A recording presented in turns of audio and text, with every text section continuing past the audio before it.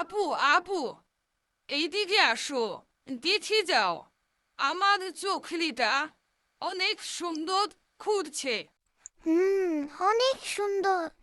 ভাইয়া, এখন বাসায় চলো, আমাদের স্কুলে যেতে হবে।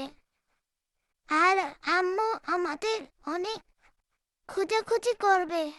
আমাদের খুঁজে না পেলে অনেক চিন্তা করবে আর অনেক কষ্টও পাবে। আপু, আগামীকাল আমাকে স্কুলে ডেকে নিয়ে আসবে। ভাইয়া, আগামীকাল স্কুলে আসতে হবে না, আগামীকাল স্কুল ছুটি। কি বলো আপু, তাই নাকি? তাহলে তো অনেক মজা। ইয়াহু! আগামীকাল ছুটির দিনে তুমি কি করবে আপু? ভাইয়া, আমি আগামীকাল নানা বাড়ি বেড়াতে যাব, অনেক মজা হবে। তুমি কি করবে ভাইয়া? আমি আমাকে সারাদিন ভরে অনেক খেলাধুলা করব, অনেক মজা হবে। দেখো আরিয়ান, এখন আর সাইকেল চালিও না। এখন তোমার স্যার চলে আসবে। তুমি ফ্রেশ হয়ে নাও।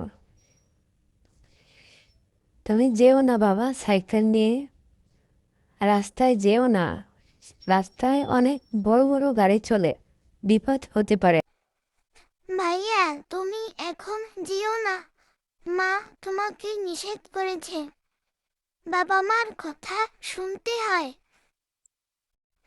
মা, মা, দেখো, ভাইয়া সাইকেল থেকে পড়ে গেছে।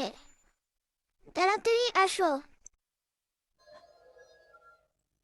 মা, তুমি আমাকে ক্ষমা করে দাও। আমি আর কোনোদিন তোমার কথা অমান্য করব না। আজকে আমি বুঝতে পেরেছি তোমার কথা না শুনে আমার এই অবস্থা হয়েছে। আমাদের বুঝতে অনেক দেরি হয় রে। বাবা মায়ের কথা, বাবা মায়ের শাসন, এটা রাগ নয়। সন্তানের মঙ্গল ও নিরাপত্তার জন্য তাদের নিঃস্বার্থ ভালোবাসার বহিঃপ্রকাশ। আসুন, আমরা যারা সন্তান আছি, বাবা মাকে ভালোবাসবো ও তাদের কথা মেনে চলবো।